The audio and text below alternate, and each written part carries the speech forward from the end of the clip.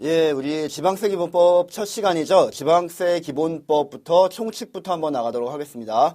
페이지 맨 앞에 펴보시면 총칙이라고 나오고 제1절 통칙이라고 나오죠. 자, 통칙의 그 밑에 보니까 지방세 개념이라는 게 나오네요. 지방세 개념은 크게 6가지가 있다라는 거를 전부 암기를 해두시면 됩니다. 6가지를 하나하나 한번 살펴볼까요? 지방세는 어떠한 특징이 있느냐? 다음 중 지방세가 아닌 것은, 지방세로 볼 수 없는 것은, 지방세의 특징이 아닌 것은 이라는 문제가 굉장히 자주 나오거든요. 이 6가지의 특징을 전부 다 암기를 하셔야 됩니다. 처음부터 한번 볼까요? 1번 지방세의 개념, 그 밑에 6가지 특징을 한 문장으로 한번 쭉 서술해 놓은 게 있네요. 지방세란 지방자치단체가, 여기다가 동그라미 1번이라고 써놓으십시오. 지방자치단체가 부과하는 세금이다 라는 의미네요. 지방자치단체가. 계속 읽어보죠. 그의 경비 충당을 위한 재정수입을 조달할 목적으로,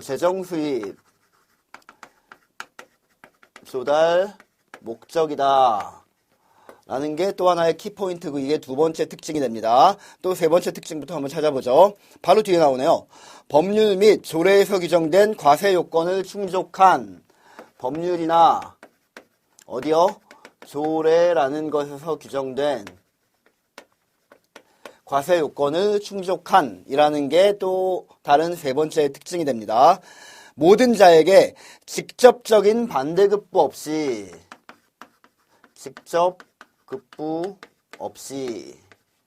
라는 것이 또 하나의 특징이고요. 5번째 특징 한번 볼까요? 부가징수하는 강제성을 가진, 강제성이라는 것이 또 특징으로 나오네요. 자, 6번째는 금전급부를 말한다. 금전급부다. 자, 이 6가지 특징을 전부 다 알아두시기 바랍니다. 지방자치단체가 재정수입 조달 목적으로 법률이나 조례에 규정된 그 과세 요건을 대상으로 해서 직접적인 급부 없이 강제적으로 걷는 금전급부다라는 건데, 그 밑에 이것들에 대한 설명이 하나하나 나옵니다. 한번 봅시다. 양과 1번. 부가징수의 주체를 말한다. 동그라미 1번은 부가징수의 주체를 말하는군요. 자, 지방자치단체 말고 또 그 다른 단체가 걷는 그 조세가 있습니까? 있죠. 뭐죠? 국가가 걷는 수도 있지 않습니까? 자, 세금은요, 누가 과세권자인지에 따라서 이렇게 2가지로 크게 나눌 수 있네요. 만약에 지방자치단체가 과세권자라면 걔를 우리는 뭐라고 부른다고요? 지방세라고 부르고요. 그리고 만약에 국가가 과세권자이면 얘를 우리는 뭐라고 부르죠? 국세라고 부르죠. 국세를 대부분의 수강생분들은 아마 미리 배우고 나서 지방세를 하시는 걸 테고, 그리고 제가 듣기로는 일부의 수험생분들께서는 국세 아직 안 배우고 지방세 먼저 시작하는 분들이 계신데, 어쩔 수 없습니다. 국세를 많이 알면 알수록 이 지방세 기본법은 훨씬 더 암기하기가 수월하거든요. 어쩔 수 없이 국세보다 아직까지 안 배웠다, 지방세를 먼저 배우고 있다 라고 하면 조금 더 노력을 들여서 열심히 암기를 하는 수밖에 없습니다. 어쨌거나 국가가 걷어가는 세금을 뭐라고 부른다고요? 국세라고 부른다라는 거를 기억을 해 놓으시고요. 부가 주체가 누구인지냐에 따라서 지방세로도 부르기도 하고 국세라고 부르기도 한다. 그리고 지방세라는 거는 지방자치단체가 걷는 세금이고, 그리고 국세라는 거는 누가 걷는 세금이다? 국가가 걷는 세금이다 라는 거를 알아두시면 됩니다. 이게 바로 부가징수 주체가 누구인지에 따른 구분이었습니다. 2번째, 양괄호 2번, 부가 목적을 목적을 넘어가기 전에 양괄호 1번 밑에서 2번째 줄의 중간 이후부터 한번 읽어볼게요. 시험에 나오는 거 한번 체크를 한번 해봅시다. 국세 또는 공공단체가 공공사업에 필요한 경비를 충당하기 위하여 부과하는 공과금과는 구별된다. 다시 말하면 공과금은 조세가 아니다 라는 얘기가 되는 겁니다. 공과금은 조세가 아니다 라는 거를 기억을 해 놓으시기 바래요. 공과금의 종류를 한 2개 정도만 우리가 언급을 해보죠. 폐수배출 부담금,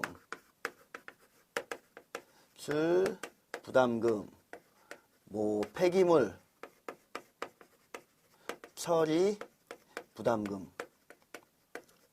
다음 중 조세가 아닌 것은 이라고 하면서 보기 중에 이런 애들이 나타난다. 그렇다면 얘는 조세다 아니다, 조세가 아니다. 당연히 조세가 아니니까 지방세가 아니겠죠. 가장 유치한 문제 중에 하나로 이런 것들이 나옵니다. 다음 중 지방세가 아닌 거는 1번 취득세, 2번 등록면허세, 3번 레저세, 4번 폐기물 처리 부담금, 4번이 답이 된다는 얘기입니다. 공과금은 뭐라고요? 조세가 아니다. 조세가 아니니까 지방세가 아니다. 당연히 국세도 아니겠죠. 얘는 아무것도 아니다 라는 얘기입니다. 그냥 공과금일 뿐이다. 2번 부가 목적을 보니까 뭐 딴 거 읽으실 필요 없고 역시 밑에서 두 번째 줄 맨 끝에부터 읽어볼게요. 위법행위에 대한 제재나 처벌을 목적으로 부과되는 벌금, 과료, 과태료 등과는 구별된다. 다시 말하면 얘는 재정수입 조달이 목적이기 때문에 이런 목적으로만 걷는 것을 지방세라고 부르기 때문에 일종의 잘못한 것에 대한 제재 목적인 뭐라고요? 벌금과 과료와 과태료는 조세다 아니다. 조세가 아니다. 당연히 지방세가 아니다 라는 얘기가 되는 겁니다. 아까 이 문제와 연결시켜보면 다음 중 뭐 지방세인 것은 1번 벌금, 2번 과료, 3번 폐수배출 부담금, 4번 취득세라고 나오면 4번 취득세가 답이 된다는 얘기예요. 그 다음에 3번 양괄호 3번 부가 근거를 보니까 모든 조세는 조세 법률주의에 따라 법률로 규정된 바에 따른 부과 및 징수를 하여야 하는 것이나 지방세에 있어서는 지방자치권의 확립과 지방자치단체의 독립적인 과세자주권을 보장하기 위하여 어쩌고저쩌고 쭉 나오고 밑에 줄 가운데쯤에 이른바 지방세 조례주의를 지방세 기본법으로 규정하고 있다. 그 밑에 줄 보니까 조례도 중요한 부과 근거가 되고 있다라는 얘기입니다. 국세와의 차이점을 설명을 안 할 수가 없는데 국세 같은 경우에는 엄격한 조세 법률주의입니다. 그런데 이거와 대비되는 지방세 같은 경우는요. 당연히 조세 법률주의가 적용이 됩니다. 그러나 우리 지금 방금 읽은 것처럼 뭡니까? 조례도 중요한 그 부과 근거가 된다. 다시 말하면 지방세 조례 주의에 의한다라는 겁니다. 그렇다면 조례라는 게 뭔가를 한번 알아봐야 되겠죠.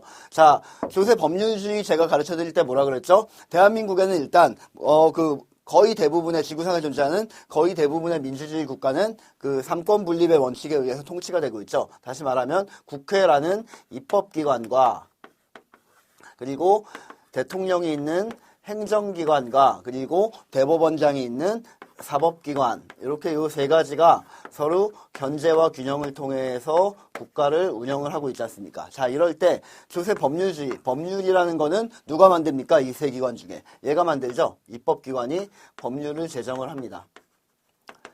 입법기관이 법률을 제정을 한 거를 가지고 행정부에서 뭐 대통령령이나 대통령령을 시행령이라고도 부르기도 하고요.